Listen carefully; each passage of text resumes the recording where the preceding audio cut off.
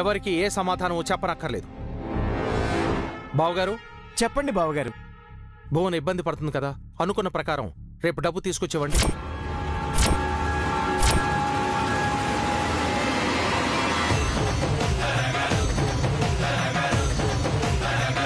భువనా, ఇక నూరా.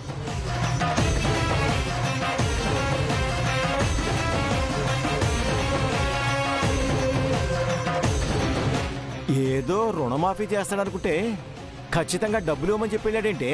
ఎంతైనా లాయర్ కదూ, లౌక్యంగా చెప్పాడు. రేపటికి రేపు ₹1 కోటి ఎలా ఇస్తాను నాన్న? నిజంగా ఇస్తావా ఏంటి?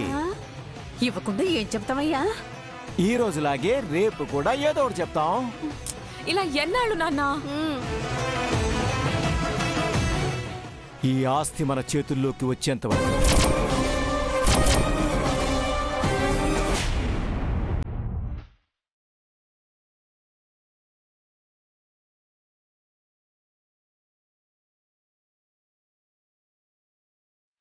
పదండి. పదండి.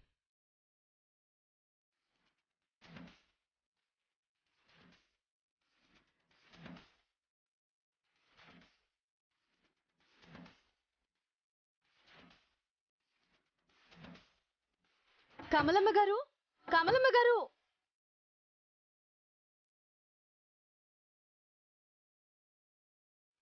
మీరా మళ్ళీ ఎందుకు వచ్చారు? మేం బతుకున్నామో చచ్చామో చూడడానికి వచ్చారా? కమలమ్మ గారు, మీ దయ వల్ల బ్రతికే ఉంది. రండి, వచ్చి చూడండి.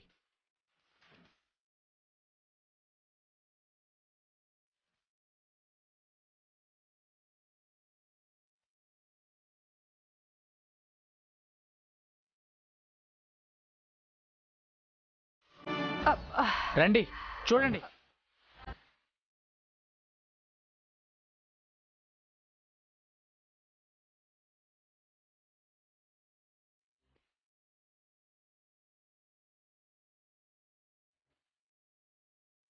ఏమైంది ఆంటీ? ఈ కట్లేంటి? బాత్రూంలో కాలు జారి పడ్డాను బాబు. కోర్టుకు రాలేకపోయాను. ఇంకా ఎందుకమ్మా దాస్తావు? ఆ దేవుడైతో మనకెందుకని నెత్తి నోరు కొట్టుకుని మరీ చెప్పాను, విన్నావా? ఇప్పుడు చూడు, అనుభవిస్తుంది మనమా వీళ్ళ?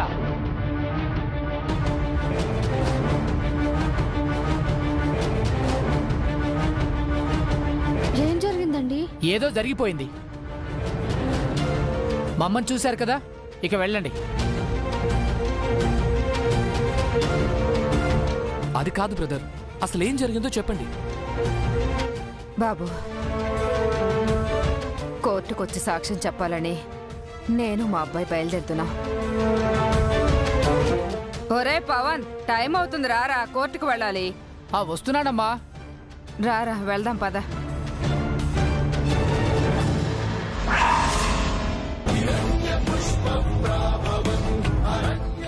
రే, ఎవరు మీరు?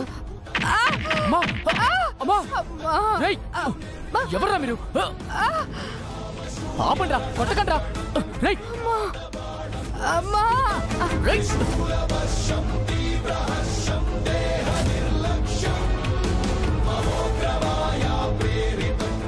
వద్దురా. ఎవర్రా మీరు? నా బిడ్డ నేను చేయొద్దురా. నా బిడ్డ నేను చేయొద్దురా. దండం పెడతాను.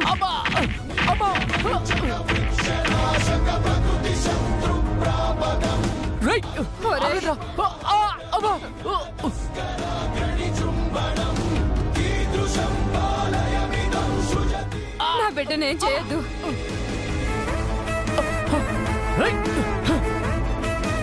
అన్నా, నీకు దండం పెడతాను, ప్లీజ్ అన్నా, వద్దన్నా. మమ్మ నేను చేయకండి అన్నా, దండం పెడతానా.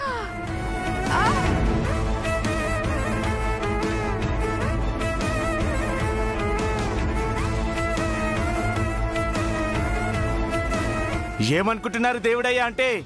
చంపి పాడు తప్పుతాడు. మేము కోర్టుకు రావన్నా, సాక్ష్యం చెప్పవన్నా.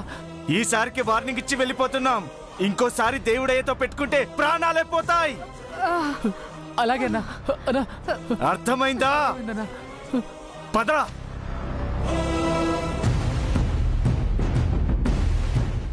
అమ్మా అమ్మా అమ్మా అమ్మా అమ్మా అమ్మా డాక్టర్ దగ్గరికి వెళ్దాం పదమ్మా. పద డాక్టర్ దగ్గరికి వెళ్దాం.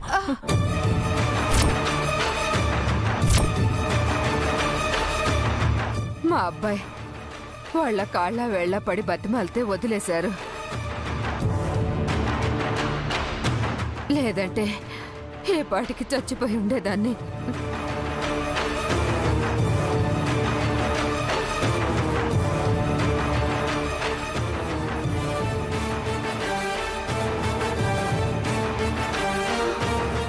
సారీ అండి, మా వల్లే మీకు ఇలా జరిగింది. I'm really sorry. కానీ మీరేం భయపడకండి, ఇప్పుడే పోలీస్ స్టేషన్కి వెళ్ళి వాళ్ళ మీద కేసు పెడదాం. వాళ్ళని అరెస్ట్ చేయించి జైలుకి పంపిస్తాను.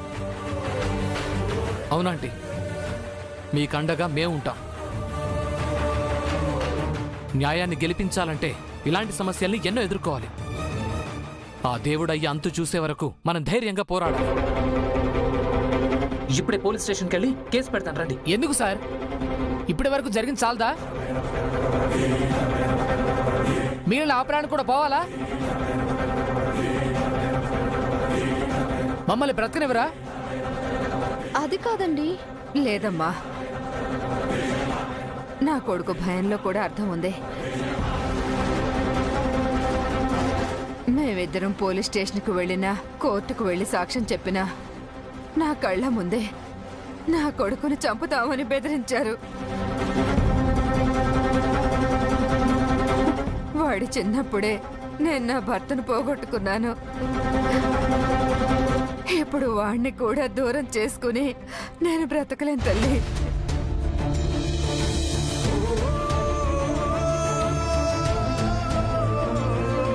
మీకు గీతకు సాయం చేయలేకపోతున్నాను. నన్ను మన్నించండి అమ్మా. అయ్యో, సారీ అండి, మిమ్మల్ని ఇబ్బంది పెడుతున్నాను అనుకోకుంటే. మీరు కోర్టుకు వచ్చి ఒక్క మాట చెప్తే గీత జీవితం నిలబడుతుంది. ఆ దేవుడయ్య జైలుకి వెళ్ళిపోతాడు. ఆ తర్వాత ఏ సమస్య రాదు. ఒక్కసారి చెప్తే అర్థం కాదండి మీకు? మేము చచ్చేంత వరకు మీకు మనశ్శాంతి ఉండదా? మా ప్రాణాలే పోతుంటే ఎవరైనా పోతే మాకేంటి? మర్యాదగా బయటికి వెళ్ళండి, లేదంటే పోలీసులను పిలిచి మీరే మమ్మల్ని చంపబోయారని కేసు పెడతాను.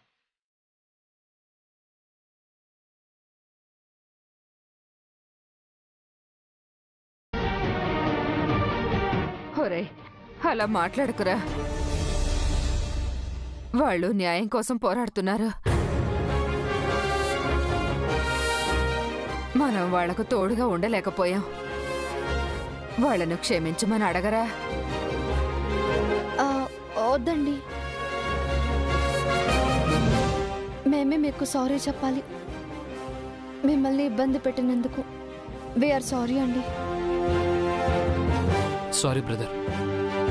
అమ్మను జాగ్రత్తగా చూసుకోండి. ఇక మీ ఇంటికి రావాలండి. వస్తామండి.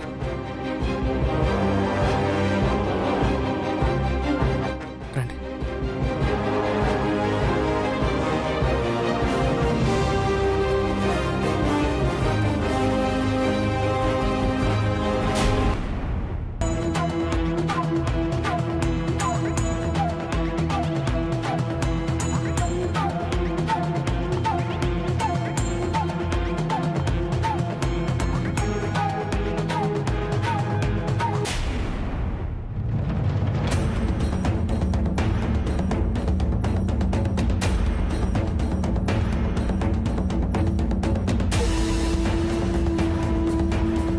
ఆ దేవుడు ఇంత పని చేస్తాడని నేను అసలు ఊహించలేదండి.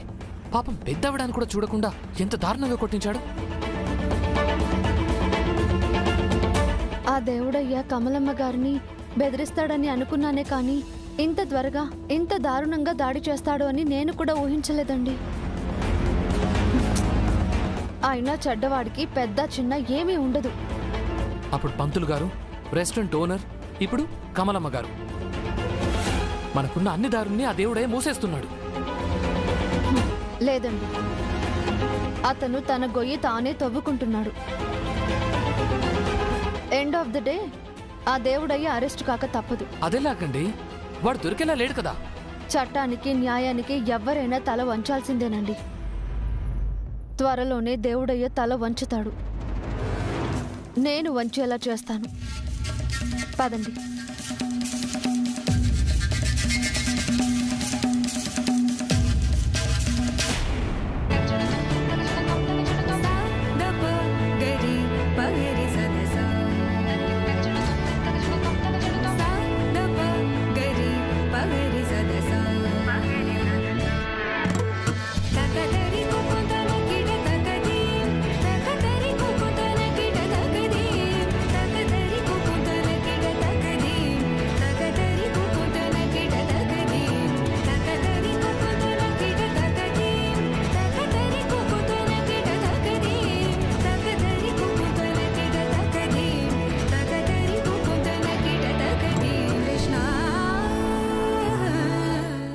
అమ్మా, పంతులు గారు వచ్చారేంటమ్మా?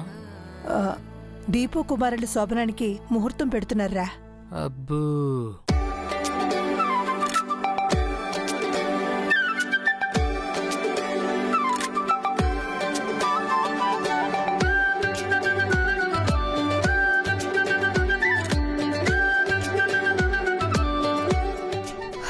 కట్నం డబ్బులు ఇవ్వకుండానే పెళ్లి జరిగిపోయింది. ఇప్పుడు ఫస్ట్ నైట్ జరగబోతుంది.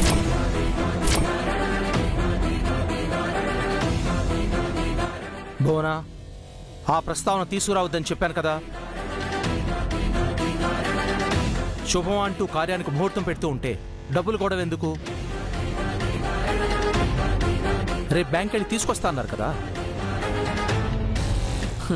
తీసుకురావాలంటే ఉండాలి కదా నాన్న.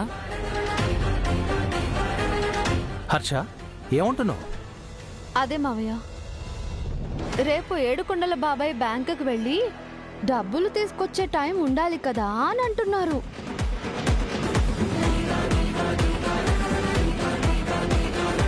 ఈ రోజంటే బ్యాంక్ టైం అయిపోయింది. రేపు బ్యాంక్ ఉంటుంది కదా. బ్యాంకు ఉంటుంది, డబ్బులు తీసుకొచ్చే టైము ఉంటుంది. మీరేం కంగారు పడకండి చెల్లెమ్మా. అవునదినా, ముందు జరిగే కార్యం చూద్దాం. పంతులు గారు, మంచి ముహూర్తం చూసి పెట్టండి. అలాగేనమ్మా.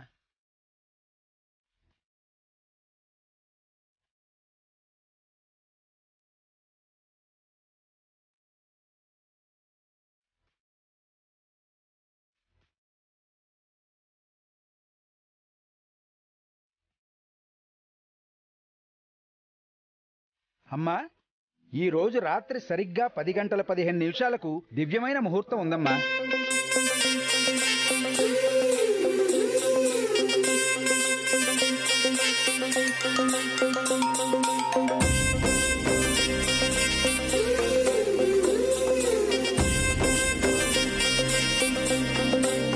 పంతులు గారు, ఆ ముహూర్తమే ఖాయం చేయండి. శుభం. మీ వంశం వర్ధిల్లాలని దీవిస్తున్నాను.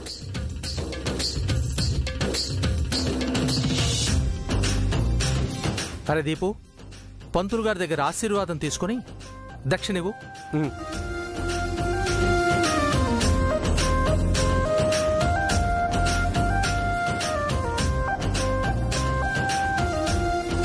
మనోభీష్ట సిద్ధిరస్తు, శీఘ్రమేవ సత్సంతాన ప్రాప్తిరస్తు.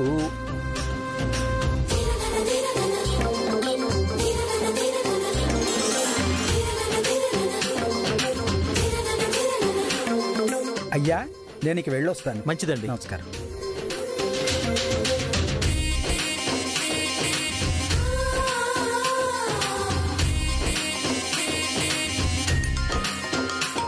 హర్ష, దివ్య, మీరు ఫస్ట్ నైట్ గదిని అలంకరించండి. మేమా? ఏ, మీరు దీపుకి అన్నా వదలలే కదా, మీరు డెకరేట్ చేయలేరా? తప్పకుండా మావయ్య. మీ చేతుల మీదుగా ఈ శుభకార్యం జరిపించాలని సుమిత్ర ఆశపడుతోంది. అందుకే చెప్తున్నాను. ఓకే.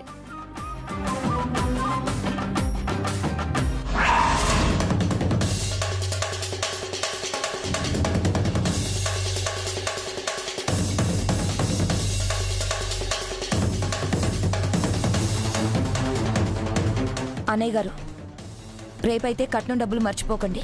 ఇంకా ఆలస్యం అయితే బాగోదు. అలాగే చెల్లెమ్మా.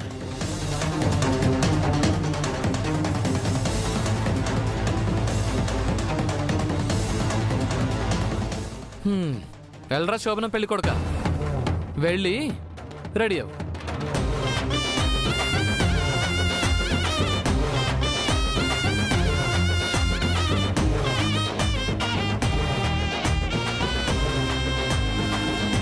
అమ్మ దివ్య, మీరు వెళ్ళిన పని ఏమైందమ్మా? చెప్తానత్తయ్య, రండి. పద.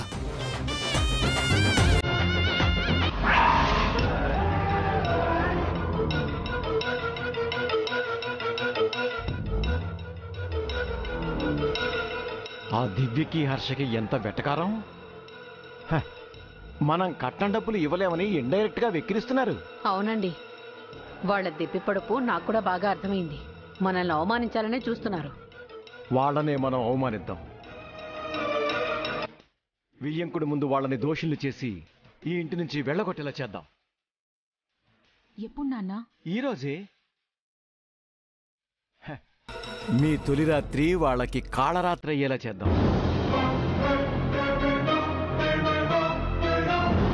ఎలా నాన్న? చెప్తాను.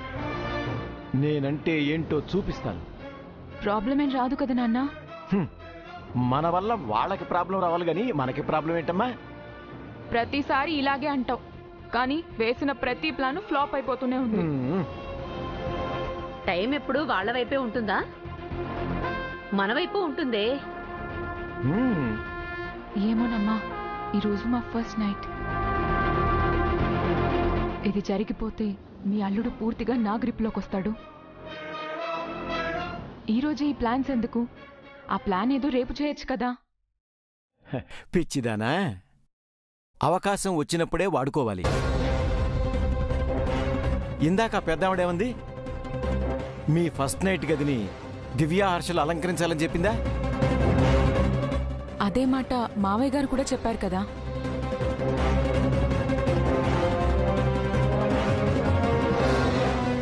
అదే వాళ్ల పాలిట శాపం కాబోతోంది.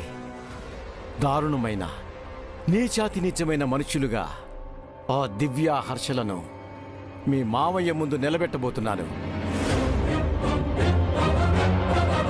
ఈ రోజుతో, ఈ రాత్రితో మనకి వాళ్ళ పీడ విరగడవటం ఖాయం.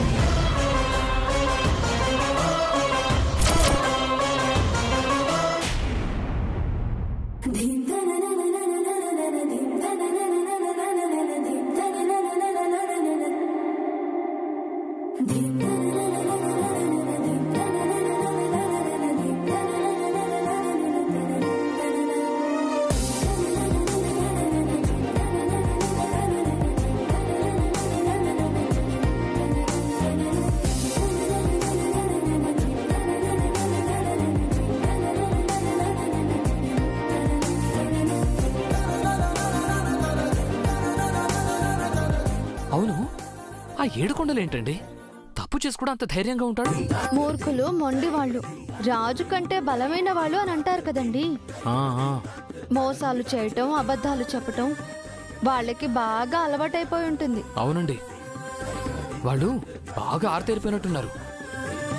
అందుకే ఇంతగా బ్రతికిస్తున్నారు. అయినా రేపు పొద్దున బ్యాంకు నుంచి డబ్బులు ఎలా తీసుకొస్తారండి? అసలు వాళ్ళకి బ్యాంక్ అకౌంట్ కూడా ఉందో లేదో. రోజుకొక అబద్ధం చెప్పి చిన్నత్తయ్యని ఏమారుస్తున్నారు. పాపం మా చిన్నత్తయ్య ఏమో వాళ్ళ మాటలు నమ్మేస్తుంది.